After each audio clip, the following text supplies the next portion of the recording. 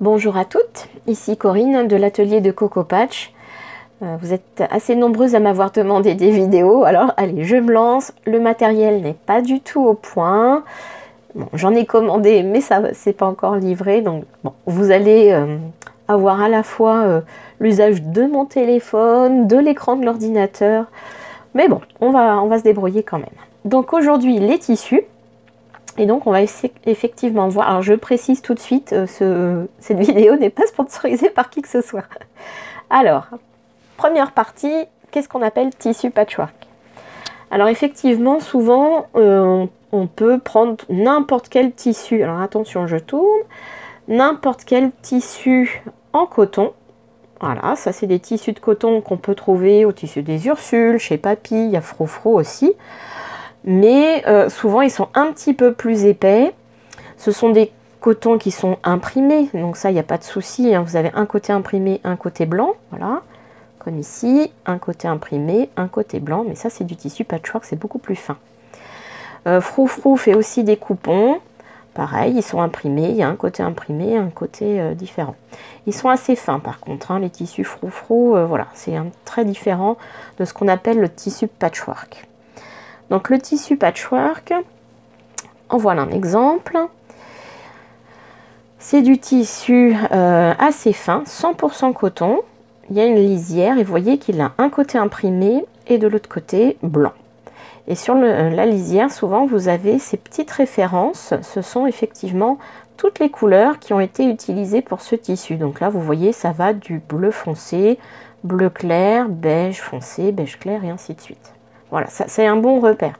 Souvent sur les lisières également de ces tissus patch, vous avez le nom de la collection, le designer et le nom du fabricant du tissu. Donc là en l'occurrence, Moda a fabriqué.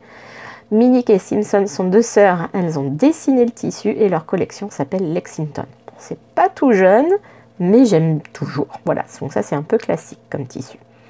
Donc maintenant je vais vous expliquer un petit peu le vocabulaire lié au tissu.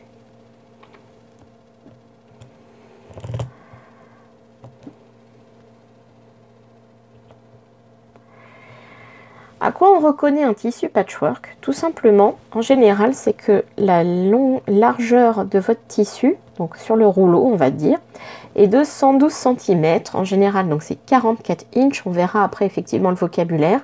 Alors pourquoi le tissu patch est en 110 cm? Parce que les fabricants sont souvent américains, ils ont gardé les mesures anglaises.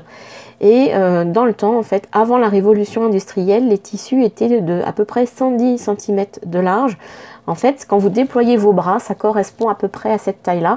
Dans le temps, les métiers à tisser étaient des métiers à tisser manuels et on a gardé, en tout cas en Amérique, cette largeur. Alors, il faut faire attention. Souvent, quand on est sur des sites américains, ils ont un vocabulaire un petit peu particulier et des mesures particulières. Donc, nous en France, 1 mètre, c'est 1 mètre. On a merci monsieur Napoléon. Mais en Amérique, ils ont gardé les mesures anglaises. Donc, en général, 1 yard, c'est 36 inches. Et donc, ça correspond pour nous à 91 cm. Donc, faites attention. Si vous avez des commandes à faire, des patrons en yard, il faut faire attention. Alors, si vous prenez 1 mètre, évidemment, ce sera mieux.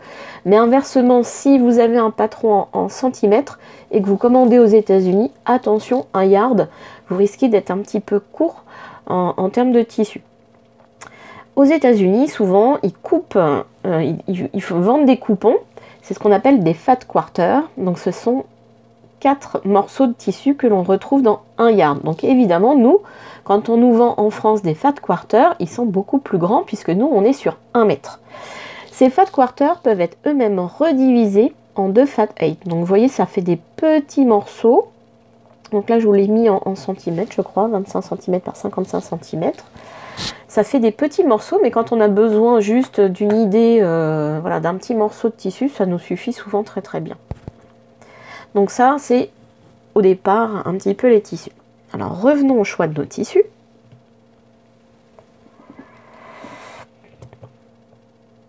Voilà. Donc là, je vous ai montré un tissu Lexington de chez Moda. Alors vous avez, donc ça c'est vraiment les tissus les plus classiques, Moda ou Free Spirit, souvent on a à peu près les mêmes qualités de tissus. Ensuite vous avez des tissus Art Gallery. Alors c'est des tissus qui ont un motif souvent un petit peu plus moderne. Et ces tissus ont un tissage très serré, un petit peu comme des Liberty que voici. C'est un Liberty, c'est fin, c'est doux. Mais c'est vrai que pour faire du patchwork, vu le prix du Liberty, comment vous dire, je pense que vous ne ferez pas un dessus de lit. Donc il vaut mieux passer au tissu plus habituel, soit Art Gallery, soit Moda.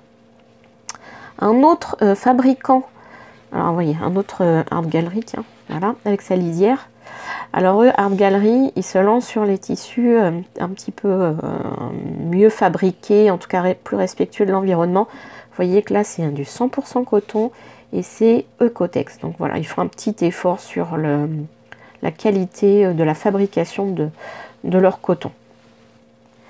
Donc j'en reviens à un troisième grand fabricant de tissus qui s'appelle Endover.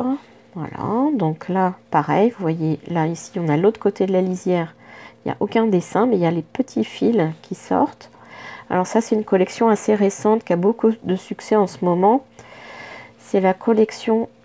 Alors, c'est peut-être noté là, d'ailleurs. Eh non, forcément, j'ai pas pris le bon coupon qui arrive ici, peut-être. Voilà. Donc là, vous avez Endover et c'est donc le tissu jasmine.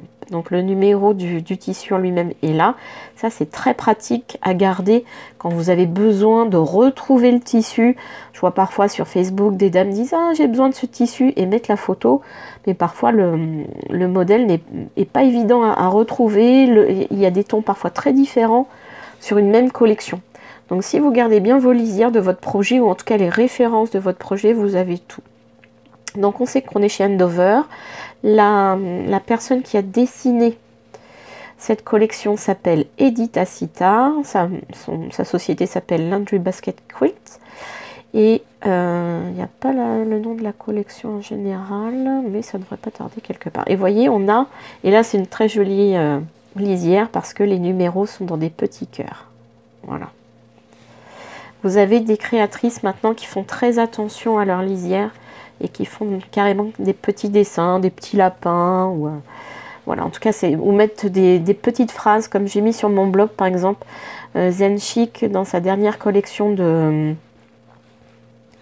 Just Red, a mis des petites phrases aussi sur sa lisière.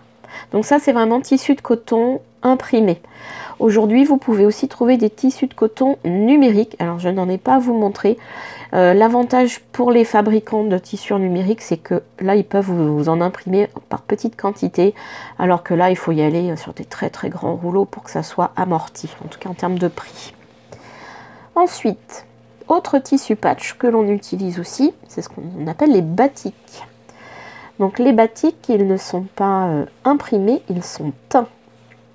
Et du coup, si on les déplie, vous aurez du mal à trouver qui est l'endroit, qui est l'envers. Vous voyez? Hop, l'endroit et hop, l'envers. Donc là, en l'occurrence, j'ai des petits Fat 8. Et donc les dessins ont été faits avec le système de réserve, tout simplement. Donc ce sont des tissus à la trame très très serrée.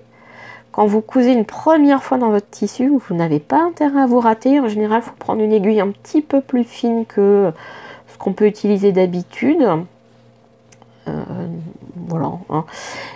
Mais si vous défaites votre couture, ça va laisser des traces. Il faudra repasser. On verra votre première piqûre. Donc ce sont de très beaux tissus. En général, les tissus patch, on ne les lave pas avant. Parce qu'ils sont un petit peu imprégnés, voilà, pas de fabulon, mais d'un produit particulier. Ils se tiennent bien, ils ne s'effilochent pas trop pendant qu'on les assemble. Certaines dames qui utilisent beaucoup les batiks préfèrent les laver parce qu'il y a eu beaucoup de produits dessus chimiques. Et c'est vrai qu'on peut... Alors moi, j'ai jamais eu le souci, mais certaines ont un petit peu de picotement sur les mains. Voilà. Donc ça, ce sont les tissus batiks à la trame très serrée, mais on peut avoir des motifs très très beaux. En général, les couleurs sont profondes et on peut faire de très très belles choses en tissu batik. Voilà, les tissus batiks. Ensuite, évidemment, on a nos fameux tissus japonais. Alors voilà, je vous en montre un bout avec plusieurs morceaux dessus. Donc ces tissus japonais sont aussi des tissus tissés, vous voyez. À l'arrière, on voit bien le tissage du motif. C'est presque du jacquard hein, en tricot. Donc on a un vrai sens dessus-dessous. Et là encore, c'est un tissu qui a une... Alors un peu plus épais que, on va dire, un tissu Moda par exemple. Mais en fait, comme la trame est assez lâche, ils sont très très agréables à travailler à la main. Notamment pour de l'appliquer. Ils ont beau s'effilocher un petit peu, c'est très agréable à travailler à la main. Ils sont très doux. Ils ont des motifs assez variés, hein, des points, des carrés. C'est très agréable pour faire des sacs notamment. Voilà les différents tissus de patch que l'on peut utiliser. Bon, évidemment, il y en a plein d'autres. Mais en tout cas, c'est des grandes familles de tissus patch. Alors, on va revenir à mon écran. Petite info, voilà. Les tissus, les modèles américains, souvent vous allez en trouver plein de gratuits, utilisent des inches. Alors, vous avez un exemple de règle ici. On a les centimètres en bas et les inches en haut. Ok ? Et donc, il faut avoir une règle en inch et c'est extrêmement pratique à utiliser. Moi, j'aime beaucoup travailler en inch. Donc, vous voyez, en général, la marge de couture que l'on utilise sur une machine à coudre en inch, c'est 1/4 d'inch. Hop, voilà. Donc, si vous avez votre inch, il est divisé en moitié, en quart. Donc, il y a 2 quarts dans une moitié. Là, on fait des recettes de cuisine. Hein. C'est très, très simple, hein, les inches. Souvent, les dames me disent « Oh là, c'est compliqué, les inches. » Mais pas du tout. Ce quart peut être lui-même redivisé, évidemment, en huitièmes. Et éventuellement, mais alors là, on est sur des patrons vraiment très précis. On peut avoir des 16e d'inch. Voilà. Donc, avec une bonne règle, vous avez ces repères. Votre machine, à vous, si vous avez la touche, moi sur ma machine, j'ai la touche 1/4 d'inch, donc je ne vais même pas me poser de questions. Mais ça correspond à peu près à 0,6 cm. Donc parfois sur vos machines, les récentes on va dire, vous avez cette marge, mais en fait sur les vieilles singères, le pied habituel des singères est 1/4 d'inch. Donc en fait c'est hyper simple. Voilà, gardez votre vieille singère, votre pied singère habituel et vous aurez votre quart d'inch de couture. Parfois sur, je vais redescendre mon téléphone, voilà, hop. Parfois sur les modèles de patron de sac, vous allez parfois avoir le demi-inch hein, en mesure de couture, en marge de couture, éventuellement. Voilà, ok. Donc ça, c'est très simple. Alors, ce que je vous montre, je vous les mettrai en fichier dans les documents utiles, après sur mon blog. Donc, les types de tissus, on les a vus. J'ai un peu fait dans l'ordre. Ah oui, alors j'ai préparé une petite page les designers, parce que ce qui est intéressant dans les tissus patch, c'est que il y a des styles, il y a des modes, et on a des créatrices.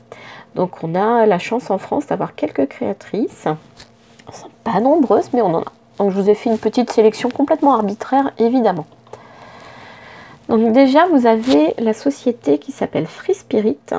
Voilà, Free Spirit, qui nous a fait bien peur l'année dernière parce qu'ils ont failli fermer, qui a justement une créatrice française qui est Odile Bayeul, et une autre créatrice que j'adore, bon, celles qui me connaissent le savent, c'est Toulam Pink, voilà, celle qui est au centre, ici, qu'on a eu la chance d'avoir en France une année. Chez Emma, puisque j'avais lancé un quilt long sur un de ses livres qui était le 100 jours sans bloc. Et vraiment, elle était super gentille. Elle est venue en France. Ici, vous avez la page. Alors tout ça, ce sont des copies d'écran, enfin des petites pages que j'ai prises sur les sites des fabricants de tissus. Donc là, vous voyez, ça c'est Moda. Et chez Moda, vous avez à la fois une Allemande, qui est Brigitte, et voilà, le nom de sa société c'est Zen Chic. Vous avez aussi V&Co, c'est elle qui fait les tissus ombrés. J'ai déjà utilisé souvent ces tissus, celles qui me suivent. J'ai fait un pan avec des petits points dorés. C'est elle la créatrice de ces tissus dégradés avec les petits points dorés. Vous avez une autre créatrice plus classique qui est Sandy Gervais. Et récemment sont venus se rajouter la Ruby Star Society, sont vraiment des jeunes designers femmes, toutes des femmes, et elles sont vraiment très très rigolotes toutes ensemble. Voilà, elles font des motifs très originaux.